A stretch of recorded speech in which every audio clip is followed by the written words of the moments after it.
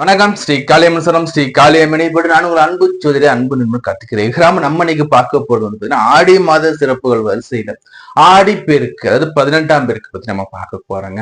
இந்த ஆடி பெருக்க வீட்டுல எளிமையா நம்ம எப்படி நம்ம செய்யறது? ஏன்னா இப்ப வந்து பாத்தீங்கன்னா முன்னெல்லாம் வந்து ஆற்றங்கரைக்கு போயிட்டு வந்துகிட்டு இருந்தோம்.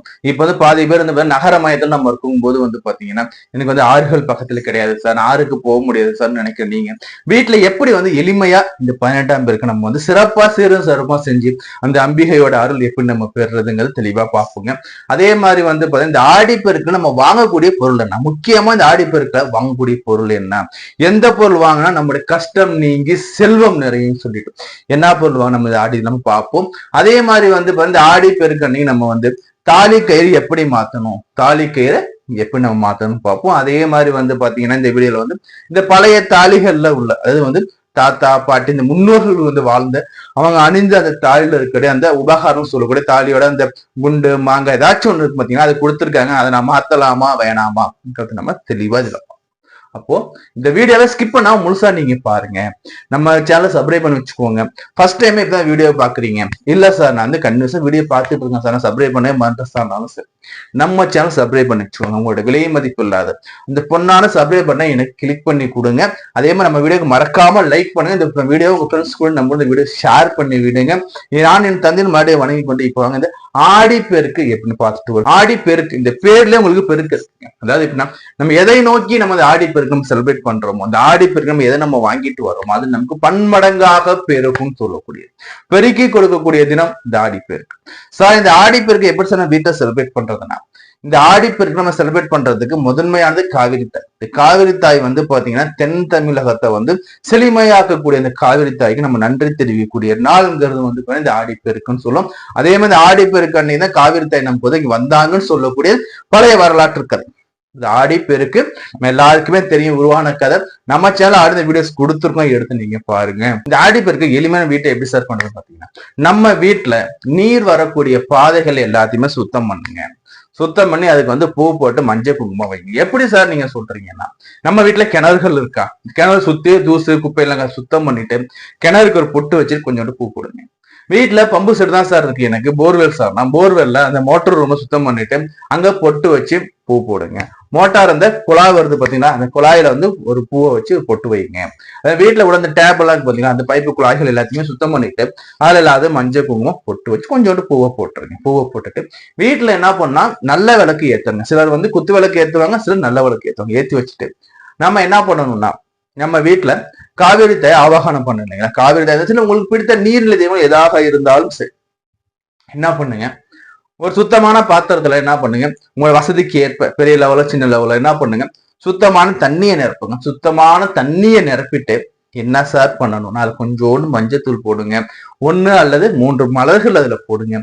போட்டுட்டு அந்த தண்ணியை வந்து என்ன பண்ணுங்கன்னா வந்து அந்த காவிரி தாயாகவோ அல்லது நீங்கள் விரும்பக்கூடிய அந்த நீர்நிலை தெய்வம் எதுவாக இருந்தாலும் சரி அந்த தெய்வத்தை ஆவாகனம் பண்ணுங்க. பண்ணிட்டு நல்லா மனமாற வேண்டுங்க. வேண்டிட்டு வீட்டுல என்ன பண்ணுங்கன்னா வந்து ஒரு சின்னோண்டு பிள்ளையார் பிடிச்சு வைங்க. சந்தன பிள்ளையாரோ அல்லது மஞ்சள் பிள்ளையாரோ அல்லது சாணத்தில் பிடிக்கக்கூடிய பிள்ளையாரோ பிடிச்சு வச்சு பிள்ளையாருக்கு பூ போடுங்க. பூ போட்டு பிள்ளையார வழிபாடு பண்ணுங்க. என்னுடைய கஷ்டங்கள் அனைத்தும் இந்த நாளோட ஒளியட்டும்னு சொல்லி நல்லா பரமாற பிரார்த்தனை பண்ணிட்டு அடுத்து என்ன சார் பண்ணணும்னா, அடுத்து வந்து பாத்தீங்கன்னா நம்ம வீட்டுல எங்கெல்லாம் அந்த நீர் வர பாதைகள் இருக்கோ அங்க சுத்தம் பண்ணி பொட்டு வச்சிருக்கோம் பாத்தீங்கன்னா அதுக்கு எல்லாத்துக்குமே தீப தூப ஆராதனை. அப்போ இந்த தண்ணியில எழுந்தர செஞ்சாச்சு, மலர்கள் போட்டாச்சு, பிள்ளையார் வச்சாச்சு இல்லைங்களா. அடுத்து என்ன பண்ணுன்னா வந்து இவங்களுக்கு நம்ம வந்து என்ன சார் நிவேதியம் பண்ணலாம்னா, காப்பரிசி செய்யற வழக்கம் முடிந்த காப்பரிசி வைக்கலாம். இல்லைன்னா பார்த்தா தில்லு மாவு செய்ய சிலர் செய்வாங்க, தில்லு மாவும் செஞ்சு வைக்கலாம். ஆடி மாசமா இருக்கு இல்லைங்களா, தில்லு மாவு பண்ணி கொஞ்சம் வேப்பலை போட்டு வைக்கலாம். அதே மாதிரி வந்து இந்த பழங்கள் வைக்கணும். என்ன பழங்கள் சார் வைக்கணும்னா, நம்ம இந்த சீசன்ல வரக்கூடிய பழம் என்னங்க, இந்த சீசன்ல வந்து என்ன பழம் வரும், கொய்யா பழம் எப்பவுமே கிடைக்கும். அதே மாதிரி வந்து இந்த சீசனுக்குன்னு பார்த்தா நமக்கு வந்து நாவல் பழம் கிடைக்கும், விளாம்பழம் கிடைக்கும்.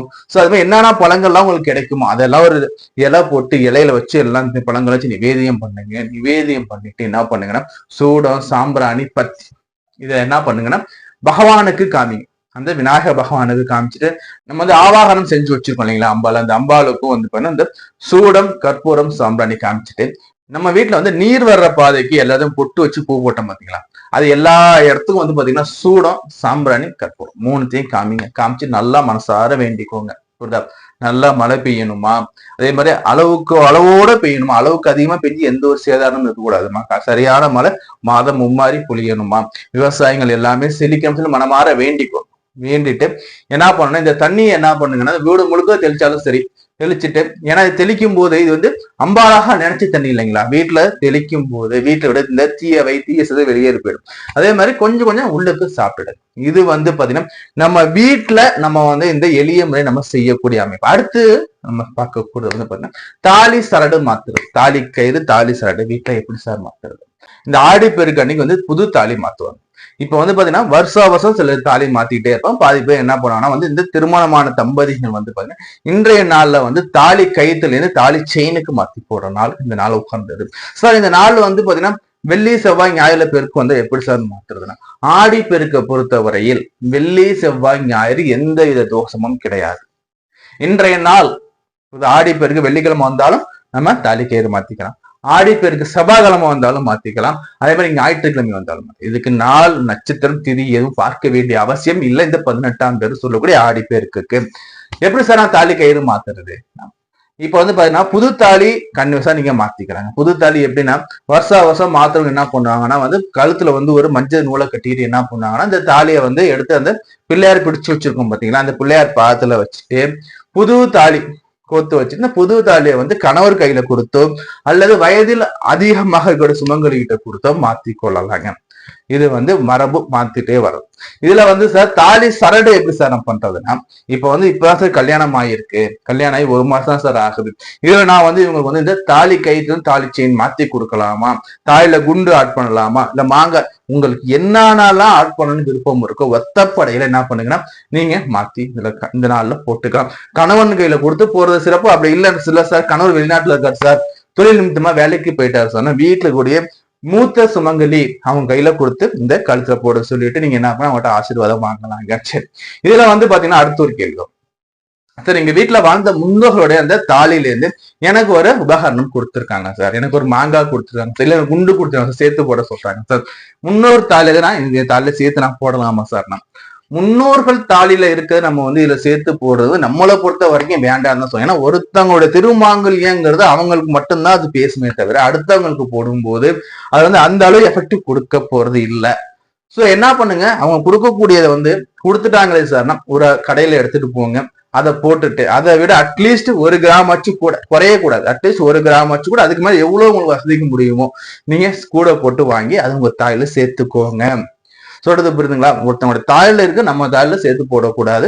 அதை வந்து என்னன்னா வித்துட்டு அந்த பணத்தை வச்சு நீங்க வேற ஏதாவது புதுசா ஒண்ணு வாங்கி ஒரு மாங்காயோ உள்ள ஒரு காசோ இல்ல பவரம் ஏதாச்சும் ஒண்ணு வாங்கி என்ன பண்ணுன்னா உங்க தாலி நீங்க சேர்த்துக்கோங்க, அவங்க ஞாபகார்த்தமா நீங்க சேர்த்து போட்டுக்கோங்க. புரியுதுங்களா? இந்த ஆடி மாசம் என்ன சார் நான் வாங்குறது, ஆடி பெருக்குல எதை சார் நான் வாங்குறதுன்னா, ஆடி பெருக்குல நீங்க என்ன பெருகணும்னு நினைக்கிறீங்களோ அதை நீங்க முதல்ல வாங்குங்க. இப்ப நான் வந்து சார் இந்த தங்கம் பெருகணும்னு நினைக்கிறீங்களா, தங்கம் வாங்கிக்கோங்க. இல்ல சார் எனக்கு வந்து தொழில் எனக்கு விருத்தி ஆகணும் சார், தொழிலுக்கு தேவையான மூலப்பொருட்களை வாங்கி அதை வச்சு வழிபாடு பண்ணிட்டு தொழில தொடங்குங்க சார். இந்த ஆடி பெருக்குல நான் தொழில் தொடங்கலாமா, தாராளமா தொடங்க சார். ஆடி மாசம் தொழில் தொடங்கக்கூடாதுன்னு சொல்றாங்களே சார், நீங்க ஆடி பெருக்குல பண்ண சொல்றீங்களா சார்? ஆடி பெருக்க பொறுத்த வரைக்கும் இது பெருகும். இன்றைய நாள்ல என்ன தொழில் வேணா ஆரம்பிக்கலாம், தவறே கிடையாது, இந்த ஒரு நாள் மட்டும். சரி, அடுத்து சார் நான் வந்து படிக்கிறேன் சார், நான் புத்தகம் கண்டிப்பா வாங்க, படிப்பு மென்மேலும் உயரும் சார். நான் எழுத்தாளன் சார், பேனாவை வாங்குவேன். உங்களுக்கு என்ன தேவையோ எந்த ஒரு நோக்கத்துக்கு நீங்க வளர்ச்சி அடையணும் பெருகணும்னு நினைக்கிறீங்களோ அந்த இந்த நாள்ல வாங்கி நீங்க வச்சு வழிபாடு பண்ணும்போது அது உங்களுக்கு 1க்கு பன்மடங்கா பெருகிய ஆதாயத்தை கொடுக்கக்கூடிய நாள் இன்றைய நாள். இதை மறக்கக்கூடாது சார். தங்கம் வாங்கலாம் வசதி இல்லை சார், வெள்ளி வாங்கவும் வசதி இல்லை சார், நாங்க ரொம்ப ஏழைங்க சார், என்ன சார் நான் பண்ணட்டும்? அப்போ இன்றைய நாள்ல செல்வம் பெருகிட முக்கியமா ஒண்ணு வாங்கணுங்க. வீடியோ ஸ்டார்டிங்கா சொன்னோம் பாத்தீங்களா, இப்போ வந்து வசதி இருக்கிறவங்க இதெல்லாம் வாங்குவாங்க, வசதி இல்லாதவங்க என்ன சார் பண்ணணும், என் வறுமை ஒழியணும் சார், செல்வம் பெருகணும் சார், வழி சொல்லுங்க சார். நான் கல்லு உப்பு வாங்கிட்டு வாங்க, கல்லு உப்பும் மஞ்சளும் வீட்டுக்கு வாங்கிட்டு, கல்லு உப்பு மஞ்சள் இது 2த்தையும் அன்னைக்கு வீட்டுல வாங்கியாந்து வச்சு வழிபாடு பண்ணும்போது உங்களுக்கு லட்சுமி கடாட்சம் பெருகும், கடன் தொல்லை நீங்கும், வறுமை ஒளியும், மென்மேலும் உயர்வீங்க. அப்போ இந்த ஆடிப்பெருக்கு நாள்ல முக்கியமாக வாங்கக்கூடிய பொருள் கல்லுப்பும் மஞ்சளும் வீட்டுக்கு வரும்போது சகல செல்வமும் உங்க வீட்டுக்கு வந்து சேருங்கிறத மறக்க கூடாது. வசதி இருக்கு, நீங்க என்ன வேணா வாங்கிக்கோங்க, தப்பு இல்ல. ஆனா வசதி இல்ல சார், எனக்கு நீ வறுமையா இருக்க சார்னா நீங்க நிச்சயமாக வாங்கக்கூடிய பொருள் கல்லுப்பும் மஞ்சளுங்க, மறந்துடாதீங்க. சரி, அதே மாதிரி இந்த ஆடிப்பெருக்கு திருநாள்ல வேற என்னெல்லாம் சார் நான் செய்யலாம்னா, உங்களுடைய வாழ்நாள்ல சிம்பிளா ஒண்ணு சொல்றோம், வாழ்நாள் எதெல்லாம் பெருகணும்னு நினைக்கிறீங்களோ அது எல்லாம் இந்த ஆடி பெருக்குல வாங்கி வச்சு வழிபாடு பண்ணி பாருங்க. நிச்சயமாக உங்களுக்கு அந்த நீ எதை நோக்கி நம்ம செய்யறோமோ அது பெருகி பன்மடங்காக பெருகுங்க. புரியுதுங்களா? நம்ம தொடர்ந்து பேசிக்கிட்டே இருப்போம். நம்ம சேனல் சப்ஸ்கிரைப் பண்ணி வச்சுக்கோங்க, லைக் பண்ணுங்க, உங்க ஃப்ரெண்ட்ஸ்குலாம் இந்த லிங்கை ஷேர் பண்ணி விடுங்க.